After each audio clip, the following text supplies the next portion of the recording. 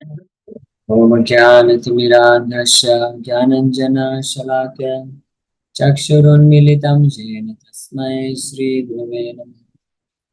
नमः विष्णुपादाय कृष्णप्रेष्ठाय भूतले श्रीमते भक्तिवेदान्तस्वामिन्निति नामिने।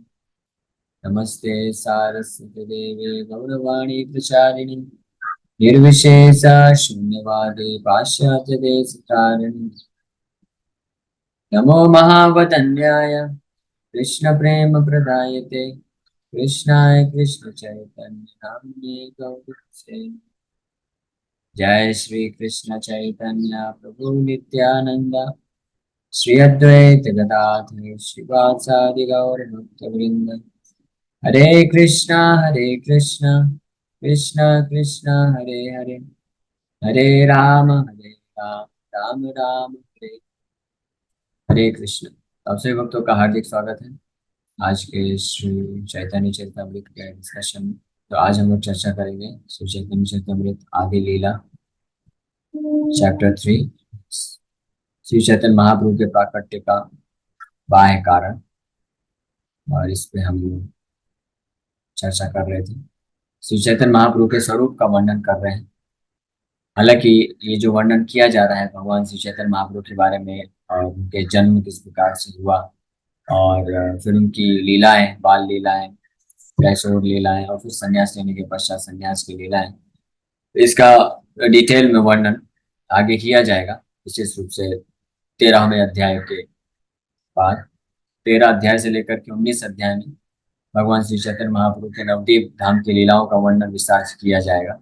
और फिर पूरा मध्य लीला और अंत्य लीला, इसमें भगवान श्री चैतन्य महाप्रभु के संन्यास के उपरांत जो लीला है उसका वर्णन किया जाएगा। लेकिन इस तीसरे अध्याय में कविराज गोस्वामी श्री चैतन्य महाप्रभु के प्रकट होने का, अवतरण लेने का जो बाह्य कारण है वो बताते हुए उसका कारण या सिद्धांत या उस तत्व पर चर्चा करने वाले हैं। तो उस तत्व को ही मूल रूप से यहाँ पे प्रकाशित किया जाएगा। लेकिन अवसर पा करके वो श्री चैतन्य महाप्रभु के अवतार अवतरण के बारे में और उनका जो दिव्य स्वरूप है उसके बारे में भी थोड़ा वर्णन कर रहे हैं। तो हमने यहाँ तक चर्चा किया था भगवान श्री चैतन्य महाप्रभु जो है आजानुलंबित भुजा कमल लोचन विलप फुल जिन्नीनासा सुधाम सुलोचन। His arms are long enough to reach his knees. His eyes are just like lotus flowers. His nose is like a sesame flower, and his face is as beautiful as the भगवान के दिव्य रूप का वर्णन है। उनकी भुजाएं कैसी हैं, नेत्र कैसे हैं, कमल लोचन, तिल फुल जीनिनासा, सुधाम सुवदन, चंद्रमो करोड़ों करोड़ों चंद्रमों से भी ज्यादा सुंदर है भगवान का मुखमंडल। शांत दांत कृष्ण भक्ति निष्ठा पारायण भक्त वत्सल सुशील सर्वभूते सम। ये भी कल हमने चर्चा किया था। He is peaceful, self-controlled, and fully devoted to the transcendental service of Lord Krishna. Santa, Danta. He is affectionate toward his devotee. Bhakta Vatsal, Susila. He is gentle and he is equally disposed toward all living beings. Sarva Bhute Sama. हर जीवात्माओं के प्रति समभाव है।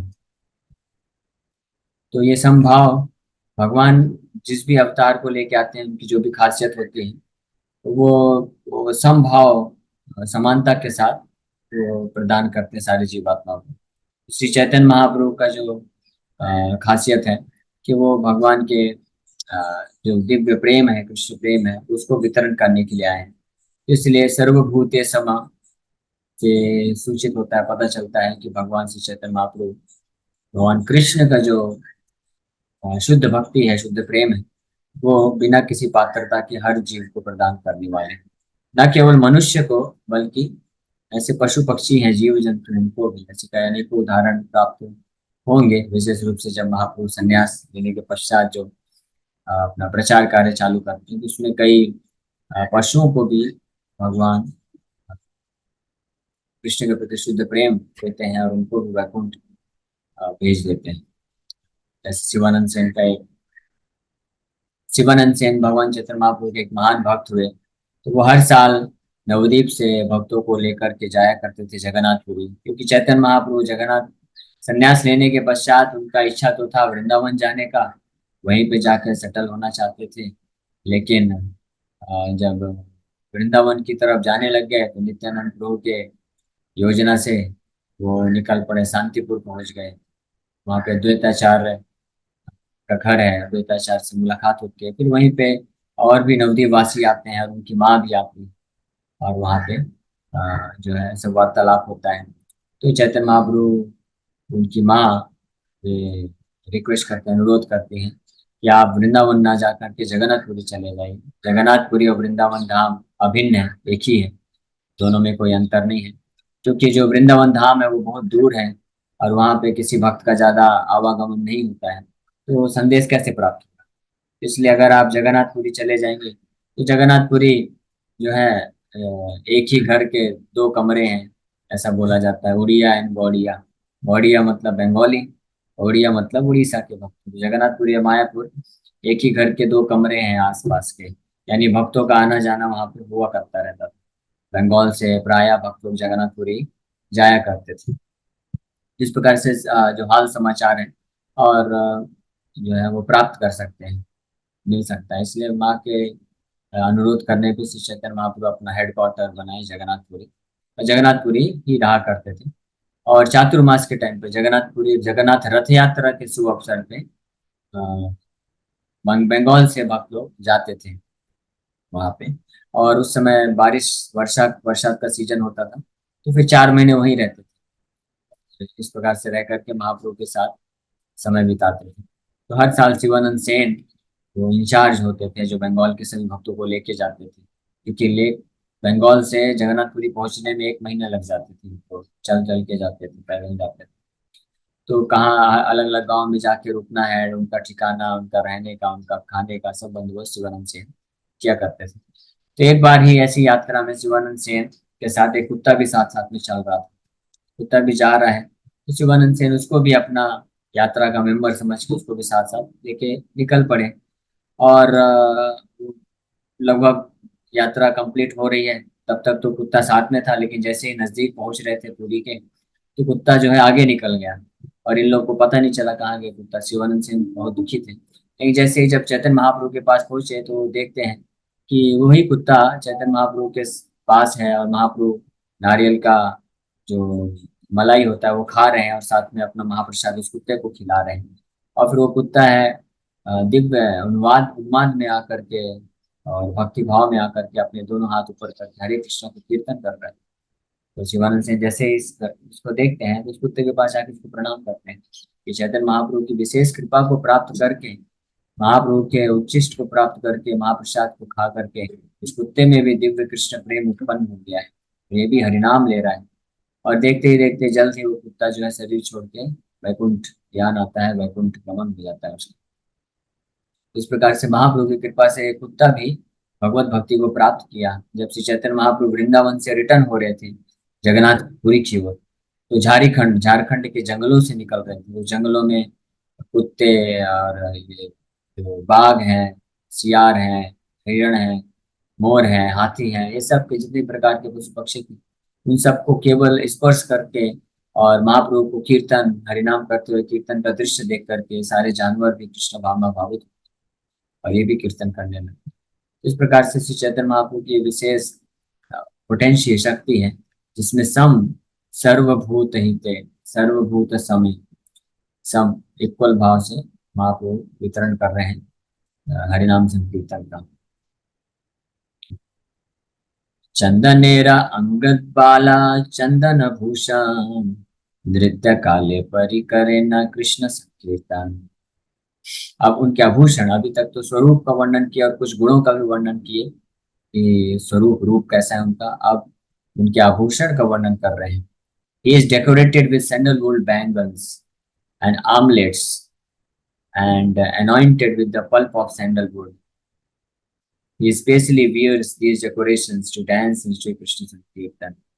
Bangles, bangles और armlets, हाथ के और हाथ में कंगन और भुजाओं में जो आर्मलेट्स बांधते हैं वो सैंडलवुड चंदन की लकड़ी से बने हुए कंगन और ये पहनते हैं। और शरीर में चंदन का पेस्ट, जो पल्प है, पेस्ट लगा करके महाप्रभु श्री कृष्ण संकीर्तन में नृत्य करते थे। विशेष रूप से ये नवदीप की लीला है, जब गृहस्थ आश्रम में थे इस प्रकार से अपने आप को डेकोरेट करके किया करते थे। ये भगवान का डेकोरेशन से क्या होता है, जो भगवान, बाकी लोग जब कुछ आभूषण पहनते हैं तो वो लोग सुंदर दिखने के लिए पहनते हैं, वो लोग सुंदर दिखते हैं आभूषण के कारण। लेकिन जब भगवान किसी आभूषण को धारण करते हैं तो उल्टा होता है, वो जो आभूषण होता है वो सुंदर दिखने लग जाता है भगवान को धारण कर। यानी आभूषण के आभूषण बन जाते हैं भगवान, आभूषण के भी आभूषण बनते हैं भगवान। आभूषण, भगवान के आभूषण नहीं रह जाते हैं, भगवान आभूषणों के आभूषण बन जाते हैं। ऐसा लगता है जैसे इन आभूषणों ने भगवान को धारण करके और अपनी सुंदरता को बढ़ा दिया है। तो ये प्रभाव होता है, एक अद्भुत प्रभाव दिखता है। और इसमें भी अगर जब भगवान स्वयं अपने ही कृष्ण संकीर्तन में नृत्य करते हैं तो बहुत ही अत्यंत सुंदर, मनमोहक और आकर्षक दिखते हैं। इस प्रकार से श्री चैतन्य महाप्रभु विशेष रूप से नवदीप की लीलाओं में अपने आप को इस प्रकार से आभूषित करके और नृत्य करते थे श्री कृष्ण संकीर्तन। ये सब गुण लया मुनि वैशंपायन, सहस्र नामे कैला तार नाम गणन। Recording all these qualities of Lord Chaitanya, the sage Vaishampayan included his name in the Vishnu Sahasranam.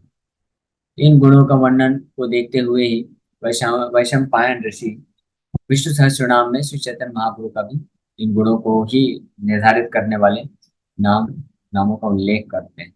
तो विष्णु सहस्त्रनाम में श्री चैतन्य महाप्रभु का भी नाम आता है।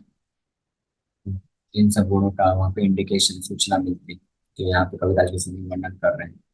लेकिन भगवान की योग माया बोले या महामाया, जो भी है, योग माया भक्तों में भी काम करती है। तो योग माया के प्रभाव से विष्णु सहस्त्र नाम लोग इतने हजारों हजारों वर्षों से लेते हैं, लेकिन कोई समझ नहीं पाता है कि इसमें जो भगवान का एक नाम आता है संन्यास लेने वाला, तो कोई नहीं समझ पाता है कि ये कौन सा अवतार, क्योंकि ये छुपा हुआ अवतार होता है।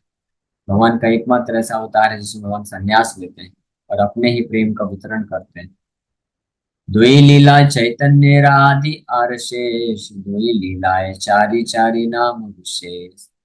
The pastimes of Lord Chaitanya have two divisions: the early pastimes Adi Leela and the later pastimes Shesh Leela. He has four names in each of these two Leelas. आदि लीला और जो बाद की लीला है उसको शेष लीला, और इसके भी दो डिवीजन, मध्य लीला और अंत लीला हो सकते हैं। आदि लीला में यानी संन्यास लेने की पूर्व की लीला आदि लीला कहलाती है। और इन दोनों ही लीलाओं में चार चार नाम आप होते हैं, वो आगे आने वाले अध्याय में वर्णन किया जाएगा। और ये भागवत से प्रमाण प्रस्तुत कर रहे हैं। This is a verse from Mahabharata, ये महाभारत से, और अगला श्लोक भागवत से आएगा। कृष्ण वर्णम तुषार कृष्ण। ये महाभारत के ही भी श्लोक में भगवान श्री चैतन्य महाप्रभु का भविष्यवाणी किया गया है। महाभारत के दान धर्म विष्णु सहस्त्र नाम स्तोत्र में ये श्लोक आता है। इस कमेंट to विष्णु सहस्त्र नाम और नामार्थ श्लोक। सुवर्ण वर्ण हे मांगो वरांगश्चंदनांगदे, संन्यास कृच्छमा शांतो निष्ठा शांति परायण। सुवर्ण वर्णो, सुवर्ण यानी गोल्डन, गोल्ड, सुनहरे वर्ण के, हे मांगो गोल्डन गोल्ड, हे मतलब ही सुवर्ण होता है। In his early pastimes, he appears as a householder with a golden complexion. His limbs are beautiful, and his body, smeared with the pulp of sandalwood, seems like molten gold.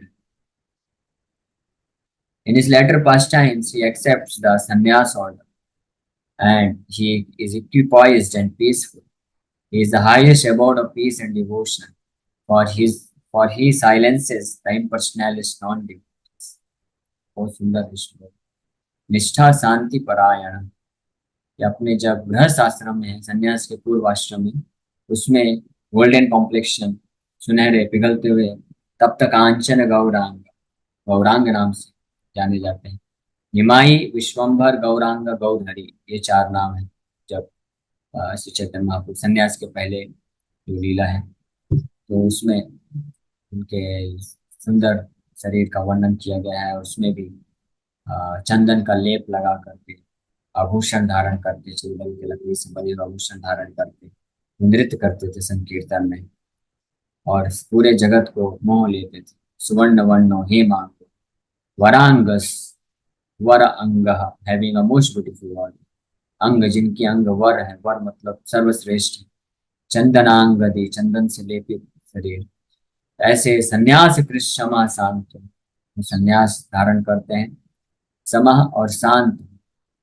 समा मतलब किसी भी प्रकार के विकार से प्रभावित नहीं होते, इक्विपॉइज्ड। शांत मतलब शांत, शांत स्वभाव के। निष्ठा मतलब कृष्ण भक्ति में पूर्ण रूप से निष्ठा है, भक्ति है। और शांति परायण, शांति के लिए समर्पित जीवन व्यतीत करते हैं। ये शांति का मतलब क्या है? शांति का मतलब होता है, जैसे गीता में हम लोग चर्चा कर रहे थे भागवत में, शांति का मतलब होता है कि अपने हर प्रकार के जो चेष्टा है, कार्य है, अपनी इंद्रियां हैं, उनको किसी भी प्रकार के भौतिक भोग वासना को पूरा करने के लिए ना लगाना, बल्कि किसके लिए लगाना? भगवान की सेवा के लिए लगाना। उसको वो असली पीसफुल, असली शांत व्यक्ति। ये जो मायावादी होते हैं, ब्रह्मवादी होते हैं, इम्पर्सनलिस्ट, तो ये शांत, इनको शांत बोला जाता है, ये शांत है, पीसफुल है। लेकिन ये असली में शांत नहीं है ये लोग, क्योंकि ये बाहरी रूप से इंद्रियों को दमन तो कर देते हैं, शांत रख के बैठा देते हैं, लेकिन जो आत्मा होती है, जीवात्मा का स्वभाव है एक्टिव होना, कुछ ना कुछ कार्य करना, तो इसलिए उसको आर्टिफिशियली, कृत्रिम रूप से दबा के रखते हैं। इसलिए अंदर ही अंदर वो तो चलता ही रहता है, कुछ ना कुछ इच्छा बनी रहती है, क्योंकि इच्छाओं को त्याग नहीं किया जा सकता है। तो जीव की स्वाभाविक इच्छा होती है कि वो भगवान का सेवा करे, भगवान के लिए कार्य करे, ये स्वाभाविक इच्छा है जीव की। लेकिन इस इच्छा का बहिष्कार करके जो लोग कृत्रिम रूप से आर्टिफिशियली शांत बनना चाहते हैं, तो शांत नहीं बन पाते हैं। वो वास्तव में मुक्ति की इच्छा रखते हैं, या ब्रह्म में विलीन होने की इच्छा रखते हैं। भले ही भौतिक भोग का इच्छा ना रखें, लेकिन ये भी एक प्रकार का भोग है, अपने आप को भगवान में विलीन कर देना, या अपने आप को भगवान के समान समझने की इच्छा रखना। ईश्वर, ईश्वर वहाँ महम भोगी, कंट्रोलर बनना, इस प्रकार से पर्सनैलिस्ट लोगों का इच्छा होता है, और ये लोग सन्यासी कहलाते हैं। लेकिन श्री चैतन्य महाप्रभु के सन्यास लेने के पश्चात ही असली सन्यासी कौन होता है, इसके बारे में जगत को मालूम पड़ा। असली सन्यासी के क्या लक्षण है, असली शांत व्यक्ति कौन होता है, इसके बारे में पता चला। इसलिए शांति परायण, यानी शांति के लिए समर्पित है। शांति का मतलब असली शांत व्यक्ति कौन है? जो भगवान के हेतु अपना जीवन समर्पित, भगवान के लिए ही मात्र इच्छा करता है, भगवान के लिए ही मात्र कार्य करता है, उसको इसलिए शांत व्यक्ति कहा जाता है। This is a verse from Mahabharata, दान धर्म विष्णु सहस्त्रनाम स्तोत्र। In his commentary on the Vishnu Sahasranam called Namartha Sudha, Srila Baldev Vidyabhushan, commenting upon this verse, asserts that Lord Chaitanya is the Supreme Personality of Godhead, according to the evidence of the Upanishads. सारे इस महाभारत के श्लोक, जो कि विष्णु सहस्त्रनाम स्तोत्र में आता है, इसको बलदेव विद्याभूषण का जो कमेंट्री है, ये टीका है महाभारत के ऊपर, जिसका नाम है नामार्थ सुधा। इस टीका में बलदेव विद्याभूषण इस श्लोक पे टीका करते हुए, जैसे कि मैंने बताया कि हालांकि विष्णु सहस्त्रनाम में इस श्लोक में भगवान के सुनहरे अवतार का वर्णन किया गया है, उनके कार्यों का भी वर्णन, गुणों का वर्णन किया गया है, लेकिन हर कोई इसको नहीं समझ सकता है। भगवान की विशेष कृपा पात्र व्यक्ति ही केवल समझ सकता है। तो श्रील बलदेव विद्याभूषण महान आचार्य हुए, जो उस गुरु शिष्य परंपरा में आए, श्री चैतन्य महाप्रभु की गुरु शिष्य परंपरा में आए, तो वो इस श्लोक को समझ करके उस पर जो व्याख्या लिखे हैं, तो उस पे श्री चैतन्य महाप्रभु परम भगवान है, उन्होंने अलग अलग उपनिषदों से प्रमाण करते हुए इस पर टीका करते हैं। He explains that Suvarna Varna means a golden complexion. Suvarna Varna मतलब golden complexion. He also quotes the Vedic injunction Yada Pasyaha Pasyate Rukma Varnam Kartaramisham Purusham Brahmayum. Mundaka उपनिषद से कोट करते हुए बताते हैं कि रुक्म वर्णम कर्तारमीशम refers to the supreme personality of Godhead as having a complexion the color of molten gold. तो ये उपनिषद, मुंडक उपनिषद में भी वर्णन है। सोचिए, जो उपनिषद होते हैं, वेदांत होते हैं, ये भगवान के बारे में बहुत ही इनडायरेक्ट तरीके से, अप्रत्यक्ष रूप से वर्णन करते हैं, और श्री चैतन्य महाप्रभु का अवतार तो अपने आप में ही बहुत गुह्य अवतार है, जिसको कोई महाभारत पुराण और भागवत भी पढ़ के भागवत पुराण और महाभारत के पन्नों में भी कोई ढूंढ नहीं सकता, ऐसे छुपे हुए अवतार हैं। तो ऐसे भगवान श्री चैतन्य महाप्रभु के बारे में उपनिषद में भी अप्रत्यक्ष रूप से वर्णन किया है, लेकिन भगवान के महाभक्त, जो महान भक्त होते हैं, शुद्ध भक्त होते हैं, वही केवल उन श्लोकों के अर्थ को वर्णन कर सकते हैं। जैसे यहाँ पे ये श्लोक दिया, मतलब रुक्म वर्णम करतारमीश। रुक्म वर्णम मतलब मोल्टेन गोल्ड, सुनहरे तप्त कांचन, कांचन मतलब सोना, तो गलते हुए सोने के समान एक अवतार लेते हैं भगवान, उनका को खुशी देता है। और वो अवतार कौन सा है? केवल श्री चैतन्य महाप्रभु का अवतार। Purusham means the Supreme Lord, and Brahma Yonin indicates that he is also the Supreme Brahma. This evidence too proves that Lord Chaitanya is the Supreme Personality of Godhead, Krishna. Another meaning of the description of the Lord as having a golden hue is that Lord Chaitanya's personality is as fascinating as gold is attractive. Srila Baldev Vidyabhushan has explained that the word Varanga means exquisitely beautiful. यहाँ पे इस शब्द का सुवर्ण वर्ण का व्याख्या करते हुए बलदेव विद्याभूषण एक और बहुत अच्छा टीका बताते हैं कि गोल्डन, मोल्टन गोल्ड से क्यों कंपेयर किया गया, क्योंकि जो सोना होता है वो हर किसी को आकर्षित करता है। उसी प्रकार से भगवान श्री चैतन्य महाप्रभु एक ऐसा अवतार है, अवतार शिरोमणि बोलते हैं, यानी सारे अवतारों में सर्वश्रेष्ठ अवतार, क्योंकि इनके जो दिव्य गुण हैं वो हर किसी को आकर्षित कर देते हैं, इसलिए इनको सुवर्ण वर्ण हे मांगो से कंपेयर किया गया। इस प्रकार से भगवान श्री चैतन्य महाप्रभु अनेक दिव्य गुणों का वर्णन इस अध्याय में कर रहे हैं। और आगे इन कुछ श्लोकों के पश्चात महाप्रभु के प्राकट्य के जो बाह्य कारण है उसका वर्णन करना प्रारंभ करेंगे। इसी के साथ में विराम करते हैं। Thank you very much. Hare Krishna Krishna Krishna Hare Hare, Hare Ram Ram Ram. किसी भक्त का कोई प्रश्न? हाँ जी, मेरा एक प्रश्न प्रभु जी। आपने जो कुत्ते का वर्णन किया जो शिवानंद सेन है, बड़ा अच्छा लगा सुन करके, पढ़ा भी था। बट कुत्ते को रखना, जैसे ब्राह्मण के घर में कुत्ता नहीं होना चाहिए, छूना भी नहीं चाहिए उसको, उसमें से स्पर्श होता है, पाप लगता है। इवन गौरा माता लीला में एक बार एक बिल्ली कुछ हुए थे, तो इसका अर्थ क्या है, क्या शिक्षा मिलती है? तो महाप्रभु कोई भी जीवात्मा है, चाहे वो कुत्ता हो, सुअर हो, या कोई भी अलग अलग पशु पक्षी हो, मनुष्य हो, तो सबके प्रति कृपा का भाव रखना चाहिए, सबका कृपा करना चाहिए। लेकिन कैसे कृपा किया जा सकता है वो अलग अलग होता है। अलग अलग जो पशु हैं, पक्षी हैं, अलग अलग मनुष्य भी हैं, तो उनको हम किस प्रकार से भगवान से जोड़ सकते हैं, उनके ऊपर उनका हम क्या कृपा कर सकते हैं, वो अलग अलग तरीके होते हैं। हर किसी को एक जैसा हम नहीं कर सकते हैं। जैसे कोई मनुष्य आपका मित्र है तो आप उसको गले लग सकते हैं, लेकिन हम शेर, शेर भी तो एक जीवात्मा है, तो क्या आप शेर को जाके उससे मित्रता करने का मतलब ये हुआ क्या कि आप शेर को जाके गले लगाएंगे? वो नहीं किया जा सकता है। शेर को कैसे प्रचार करना है वो एक अलग तरीका होता है। और उसी प्रकार से कुत्ते हैं, तो वैदिक संस्कृति के अनुसार जो कुत्ते होते हैं, जो नीच योनि के जानवर होते हैं, कुत्ता है, सुअर है, बिल्ली है, तो ये बहुत ही ज्यादा भयानक पाप करने के कारण इनको ये योनियां मिलती है। लेकिन आत्मा जो अंदर है वो शुद्ध है, लेकिन अभी उसको शरीर ऐसा पाप वाला मिला है, तो अगर हम उस शरीर के संपर्क में आएंगे तो हमारी चेतना भी प्रभावित होगी। इसलिए वैदिक संस्कृति सभ्यता के अनुसार कुत्ते, बिल्ली, सुअर ये घर के द्वार के बाहर रहते थे, और इनको भगवान का महाप्रसाद दिया जाता था। इनको उच्चिष्ट भगवान का दिया जाता था, बाहर ही रह करके, अंदर नहीं अलाउ किया जाता था, ना ही इनको स्पर्श किया जाता था, लेकिन इनके उद्धार के लिए दिया जाता था। ऐसे वर्णन भी है कि यज्ञ वगैरह में पहले ब्राह्मणों को खिलाते थे, फिर अन्य मनुष्यों को खिलाते थे, फिर अन्य जानवरों को खिलाते थे, और फाइनली लास्ट में कुत्तों को भी खिलाया जाता था यज्ञ का जो उच्चिष्ट होता था महाप्रसाद, क्योंकि वो भी तो जीवात्मा है, उनका भी उद्धार होना चाहिए। लेकिन इसका मतलब ही नहीं कि कुत्ते को हम घर पे लाके अपने बेड में अपने बाजू में सुला के उसका मसाज करेंगे। वो हम गाय को कर सकते हैं, गाय को सहला सकते हैं, गले लगा सकते हैं, गाय को मसाज कर सकते हैं। गाय सतोगुण में है, पवित्र है। और कुत्ता जो होता है, बिल्ली जो होते हैं, तमोगुण में होते हैं। तो अगर हम जिनका संपर्क में जाएंगे, हमको वो गुण धारण करना पड़ेगा। तो अगर किसी का इच्छा है कि ठीक है हमको चलेगा, हम तमोगुणी बनना चाहते हैं, तो वो सेवा कर सकते हैं पर्सनली कुत्ते का भी। लेकिन जो चाहते हैं कि सतोगुण में जाना चाहते हैं, तो वो गाय का सेवा करना चाहिए, गौ सेवा करना चाहिए। तो चॉइस हमारी है। इन शास्त्रों में क्लियर कर ये सब चीजें बताई गई। जैसे कई परिस्थिति में अगर कुत्ता जो है भगवान की भक्ति में सहायक होता है, तो उसका भी उद्धार, उसको भी मदद करते हैं। जैसे वाड़ा का ही मैं आपको उदाहरण बताता हूँ। वाड़ा में एक कुत्ता हुआ करता था जो रखवाली करता था।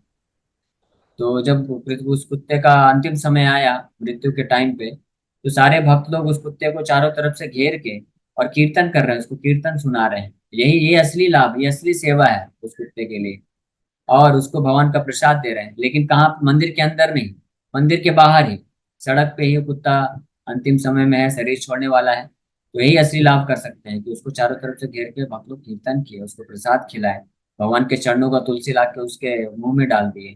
तो ये भला है, इससे उसको सदगति प्राप्त होगी, मनुष्य जीवन प्राप्त करेगा, या डायरेक्ट भगवान के धाम भी जा सकता है अगर पूरी तरह से शुद्ध हो गया तो ये किस लिए किया जा सकता है, ना कि हम उसको अपने घर के अंदर लेके चले जाएं और हमारा भी चेतना हम दूषित कर दें। तो उचित नहीं है। प्रभु जी हम है ना बहुत कोशिश करते हैं कि मॉर्निंग में ब्रह्म मुहूर्त में उठ के ना भगवान की सेवा करें और जप माला करें, लेकिन है ना बहुत कोशिश करने के बावजूद भी है ना बहुत सारे प्रॉब्लम्स आते हैं। तो इसको टेक ओवर कैसे करना चाहिए? इसको आप धीरे धीरे प्रयास करेंगे, जैसे जैसे आप सतोगुण में आएंगे तो ये संभव हो पाएगा। कोई भी चीज एक दिन में संभव नहीं हो पाती। जैसे छोटा बच्चा होता है तो उसको प्रैक्टिस करते करते लिखना सीख जाता है, पढ़ना सीख जाता है। इसी प्रकार से हम लोग का आदत नहीं है अभी, हम बचपन से ये सब संस्कार नहीं मिलता है। हम सुबह जल्दी नहीं उठ पाते हैं, माला करते हुए नींद आती है। लेकिन ये सभी भक्तों के साथ है, हम सब भी शुरू से जुड़े हैं, तो शुरू में हमको फेस करना पड़ता था। लेकिन अगर जो भी भक्त सिंसियरली और इस पे लगा रहेगा, संघर्ष करता रहेगा, तो कुछ ही महीने या कुछ साल में हम इस स्टेज पे पहुंच सकते हैं कि हम आसानी से सुबह उठ के और अच्छे से बैठ के जप कर सकते हैं। और जप करते समय नींद आता है तो उठ के खड़े होकर जप करना चाहिए, मुंह धुल लेना चाहिए। तो इससे हम धीरे धीरे ओवरकम कर सकते हैं। और इसका बेस्ट तरीका तो यह है कि हमको मंदिर आना चाहिए, मंदिर में जप करना चाहिए। अगर घर के आसपास कोई मंदिर है, सेंटर है, तो सुबह सुबह 3:30 4 बजे उठ के नहा धो के पहुंच जाइए मंगला आरती 4:30 बजे। मंगला आरती करिए, वहीं बैठ के जप करिए। कितने सारे गृहस्थ भक्त भी हैं इस्कॉन मंदिर में आते हैं, तो सुबह सुबह आ जाते हैं। और धीरे धीरे आदत लग जाता है, तो ये 2 3 साल 4 साल 5 साल के बाद कुछ भक्त देखते हैं वो डेली आ जाते हैं 4:30 बजे मंगला आरती में, अपना जपा करते हैं, गुरु पूजा करते हैं, फिर निकल जाते हैं अपने प्रसाद प्रसाद लेके और ऑफिस वगैरह जहाँ भी जाना है। तो ये संभव है, कई भक्त लोग कर रहे हैं ऑलरेडी। हम प्रयास करने से ये हो सकता है। हरे कृष्णा प्रभु जी। प्रभु जी, गाय माता के में 33 करोड़ देवी देवता रहते हैं, जबकि मनुष्य योनि से एक नीचे है ना, मनुष्य योनि से फिर क्यों 33 करोड़ देवी देवता रहते हैं? तो गाय को ये आशीर्वाद है, भगवान की कृपा है, क्योंकि भगवान गोचारण किए, गो का, गाय का सेवा किए, इसलिए वो आशीर्वाद मिला है। तो गाय गाय के संपर्क में आने में व्यक्ति सत्व गुण प्राप्त करता है। और मनुष्य, सोचिए, अब आप हमको विचार करना चाहिए कि अगर गाय है, जो कि मनुष्य एक योनि नीचे बोला जाता है, उसमें 33 करोड़ देवी देवताओं का आशीर्वाद है, इतना सत्वगुण है, इतना प्रमुख है, माता हम करके बोलते हैं। तो मनुष्य जीवन कितना और ज्यादा, कितना जो है महत्वपूर्ण है। और ऐसे मनुष्य जीवन को हम जो है जानवर के जैसे अगर व्यर्थ गवा दें तो कितना बड़ा नुकसान होगा। लोग आजकल संसार में इस मनुष्य जीवन को कुत्ते बिल्ली के जैसे जीते हैं, या उससे भी बेकार तरीके से जीते हैं। तो कितना बड़ा नुकसान है। ये तो वही बात हो गई कि सोने का कोई आपके पास पत्थर है, या कोई सिक्का है, उसका इस्तेमाल आप बाहर कुत्ते को मारने के लिए कर रहे हैं, वैसे ही इस्तेमाल किया जा रहा है। तो मनुष्य जीवन कितना दुर्लभ है, सोचिए, सुदुर्लभ है। तो इसका एक एक जो दिन है, एक एक मिनट जो है, व्यर्थ नहीं गंवाना चाहिए वो कार्य करने के लिए जो कुत्ते बिल्ली भी कर लेते हैं। खाना पीना सोना कमाना, ये तो कुत्ते बिल्ली भी अरेंज कर लेते हैं, मनुष्य भी कर लेगा। भगवान, कितने भी जानवर होते हैं, क्या वो कोई डिग्री लेने जाते हैं, क्या वो कोई धंधा करते हैं? जब भगवान 84 लाख योनियों को उनका खाना पीना अरेंज करके दे सकते हैं, तो क्या मनुष्य योनि को नहीं दे सकते? दे सकते हैं ना। तो इसलिए उसके लिए केवल खाने पीने सोने के लिए हमको अपना पूरा जीवन व्यर्थ क्यों गंवाना चाहिए, जब मनुष्य शरीर इतना दुर्लभ है, इतना महत्वपूर्ण है। तो कहने का अर्थ ये है कि आपने अच्छा प्रश्न पूछा, इस प्रश्न में ही उत्तर भी है और हमारे लिए महत्व भी है कि हमको मनुष्य जीवन का इस्तेमाल करना चाहिए बड़े सावधानी से, और भगवान का भक्ति में लगाना चाहिए, जो और किसी योनि में नहीं किया जा सकता है। गाय गाय गौ माता है, पूरा प्रणाम है, सतोगुण में है, सब कुछ है, लेकिन फिर भी गाय भगवान का भक्ति नहीं कर सकती। लेकिन मनुष्य एक स्टेप ऊपर है। मनुष्य को भगवान अपने जैसा बनाए हैं, और भगवान भगवान खुद बोलते हैं भागवत में कि सारे योनियों में सर्व सबसे ज्यादा अत्यंत प्रिय मुझे मनुष्य का शरीर है। तो शरीर इतना सुदुर्लभ और महत्वपूर्ण शरीर प्राप्त करके हमको भगवान का भजन करना चाहिए। ये मनुष्य शरीर इतना ऐसा है कि गौ माता में तो देवताओं का वास है, लेकिन इस मनुष्य शरीर को प्राप्त करने के लिए देवता लोग भी तरसते हैं। वो सोचते हैं, वो प्रार्थना करते हैं भगवान को कि हमको पृथ्वी लोक में मनुष्य का शरीर मिल जाए। क्यों? क्योंकि वहां पे उस शरीर में रह के हम आपका भजन कर सकते हैं और आपको वैकुंठ को प्राप्त कर सकते हैं। और ऐसा कोई मनुष्य जब भगवान का भक्ति करके अपने इस हृदय को शुद्ध कर लेता है, भगवान का शुद्ध भक्त बन जाता है, तो वो केवल देवता नहीं, देवताओं में सर्वश्रेष्ठ ब्रह्मा जी के द्वारा भी पूजनीय बन जाता है। ब्रह्मा जी भी आके उसका अर्थ उतारते हैं। किसका? लेकिन मनुष्य, ऐसा मनुष्य जो शुद्ध भक्त बन जाता है पूर्ण रूप से, जिसका हृदय शुद्ध। तो इसलिए सावधानी पूर्वक मनुष्य जीवन को व्यतीत करना चाहिए। Hare Krishna. Thank you very much. अभी समय हो गया है, तो इनको विराम करते हैं। आप सभी भक्तों को बहुत बहुत